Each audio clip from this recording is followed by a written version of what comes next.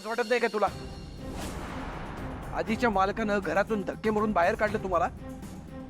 अरे केविलवाड्या अवस्थेत तिकडे रस्त्यावर उभे होता तुम्ही, तू, तुझा भाऊ आणि तुझी वहिनी. तुम्हाला मी घरात आणलं, घरातल्यासारखं वागवलं, खायला प्यायला घातलं, छप्पर मिळालं घरात, आणि तू ज्या ताटात खाल्लंस त्याच्यातच शेण खालवतोयस. लाज वाटते का तुला? माझ्याच घरात राहून माझ्याच मुलीवर वाकडी नजर आहे तुझी. अरे अशी नजर ज्यांची आहे ना, त्यांचे डोळे काढून हातात देईन त्यांच्या, आणि तुझा तर जीवच घेईन. काय रे, असा मख्खासारखं काय उभा आहेस? काय झालंय? नाही, काय नाही आबासाहेब. बर, हे बघ, प्रियाचे लहानपणीचे फोटो बघत होतो. किती गोड आहे बघ ना आमची प्रिया. आई विना वाढलेली पोर आहे ती. पण कधी कुठल्याही प्रकारचा हट्ट कधी केला नाही.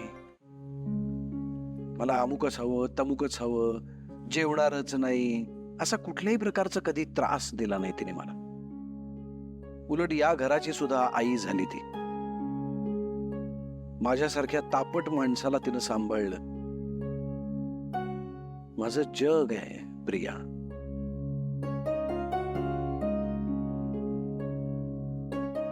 तिच्यासाठी मी काहीही करू शकतो.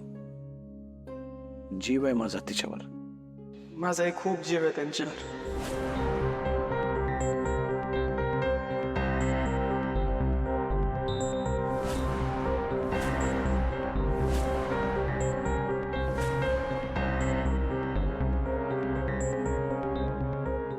आदित्य सर, मला ना लई भीती वाटते. अहो, प्रीतम सरांचं धाडस होईल ना आबासाहेबांसमोर समजा खरं सांगायची? होईल होईल. तुम्हाला काय वाटतं, आपण तिकडे जाऊन लपून बघूया का? नाही नाही, नको. त्यापेक्षा आपण इथूनच ऐकूया. अहो, प्रिया मॅडम मी तिथे लई काळजीत असतील. देवा, प्रीतम सरांना आबासाहेबांसमोर त्यांचं प्रेम व्यक्त करण्यासाठी हिंमत दे, आणि आबासाहेबांनी ते समजून घेऊ दे, ऐकून घेऊ दे, अशी त्यांना बुद्धी दे.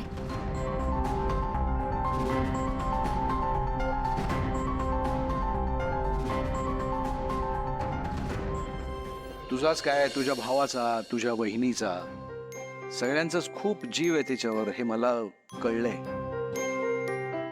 माझी प्रिया आहेच अशी गुणी, सगळ्यांवर जीव लावणारी. मला माझ्या प्रियाचं लग्न धूम धडाक्यात करायचंय. अहिल्या देवी एव्हरी टाइम माझ्या अटेम्प्टवर पाणी फेरते. ती इझिली बोलली 2 दिवस लेट झाला तर काय फरक पडणार आहे? अरे मला पडणार आहे फरक, पण तिला काय करणार? दिशा, मला काय वाटतं माहितीये, तुझं ना लकच खराब आहे. म्हणजे बघ ना, तुझ्या लग्नात किती विघ्न येत आहेत. बघ, सत्य आहे.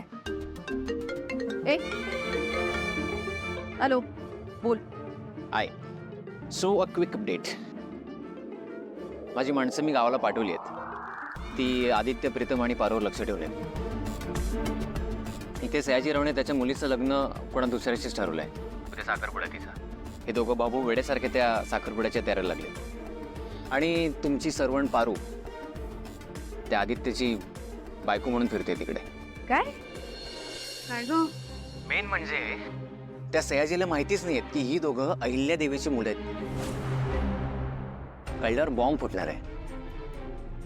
फोडायचा का? नाही. आता लगेच नाही. आपण आता योग्य वेळेची वाट बघायची. Thanks, bye.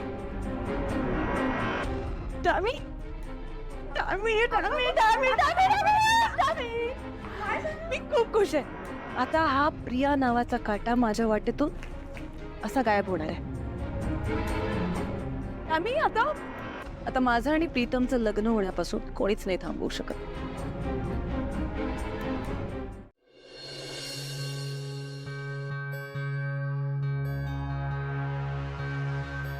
प्रिया मॅडम, मला माफ करा. आधीच तुमचे आबासाहेब माझ्या आईबाबांमुळे हर्ट झालेत. त्यांच्या मनात किर्लोस्करांबद्दल इतका राग आहे की मी माझं प्रेम त्यांच्यासमोर व्यक्त जरी केलं ना, तरी ते आपल्या लग्नाला कधीच तयार नाही होणार.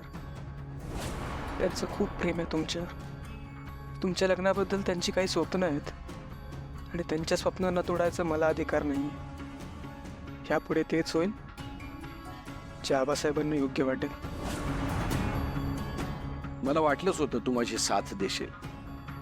नंदी, तू माझ्या मुलासारखा आहेस. या आधी सुद्धा 2 वेळेला तू अगदी माझा मुलगा असल्यासारखी या घराची जबाबदारी सांभाळलीस. या घराचा स्वाभिमान ढळू दिला नाहीयेस. तू मला निराश करणार नाहीस याबद्दल खात्री वाटते मला. आणि हे बघ नंदी, एकदा का प्रियाचं लग्न झालं ना की आपण तुझंही लग्न तितक्याच धूमधडाक्यात करूया. आता हा प्रीतम आयुष्यात कधीच लग्न नाही करणार आबासाहेब. बरं, तू मला भेटायला कशासाठी आला होतास ते नाही सांगितलंस. काही नाही आबा, सहज आलो होतो खरंच. आबासाहेब, तुम्हाला वचन देतो की प्रिया मॅडमचं लग्न निर्विघ्न पार पडलं. सॉरी, चुकला हातात. येतो. बरं, तू जेवलास का? जेवून झोप. उपाशी पोटी झोपू नकोस. हो आबासाहेब.